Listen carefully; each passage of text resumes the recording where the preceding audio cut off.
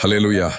आज हम उत्पत्ति में आने वाली नूह की बाढ़ की कहानी, उसका तीसरा भाग सुन रहे हैं। उस समय की दुनिया हिंसा और पाप से भर चुकी थी। लोगों ने परमेश्वर को भूलकर अपनी इच्छा के अनुसार जीवन जीना शुरू कर दिया था। परमेश्वर ने जब यह देखा कि संसार पूरी तरह बिगड़ चुका है, उन्होंने नूह से एक बहुत महत्वपूर्ण बात कही। परमेश्वर ने कहा, सब प्राणियों का अंत मेरे सामने आ गया है। तू गोफर लकड़ी से एक बड़ी नाव, एक जहाज बना। यहीं से नूह की अविश्वसनीय यात्रा शुरू हुई। एक ऐसी यात्रा जो मानव समझ से परे थी, क्योंकि यह परमेश्वर की उद्धार की योजना थी। परमेश्वर ने सिर्फ नाव बनाओ नहीं कहा, उन्होंने बहुत विस्तार से डिजाइन दिया।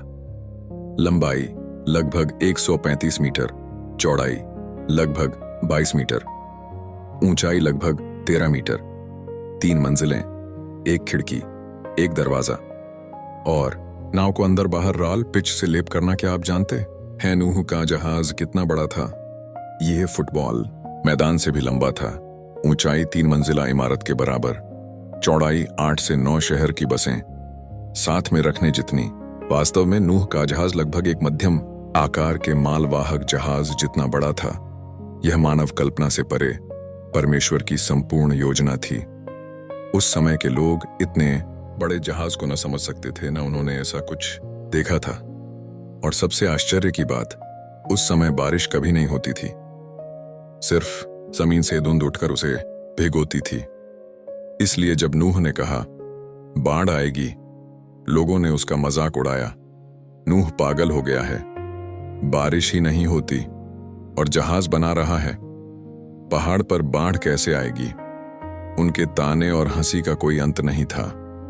फिर भी नूह नहीं डगमगाया। बाइबल में लिखा है, नूह ने वैसा ही किया जैसा परमेश्वर ने उसे आज्ञा दी। वह परिस्थितियों को देखकर नहीं रुका।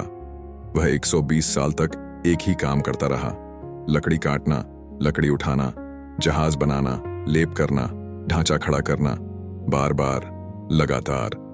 नूह ने अपना पूरा जीवन एक ही मिशन को पकड़े रखा, परमेश्वर पर विश्वास और पूरी आज्ञाकारिता। क्योंकि सच्ची आज्ञाकारिता दिखने वाले परिणामों पर नहीं, बल्कि परमेश्वर पर भरोसा करने पर आधारित है। लोग हंसें, परिस्थिति समझ ना आए, लेकिन जब परमेश्वर का वचन हमारा मापदंड बन जाता है, तो आज्ञाकारिता ही उद्धार का मार्ग बन जाती है। यीशु के नाम में आज आपका दिन भी विजय का हो। आमीन।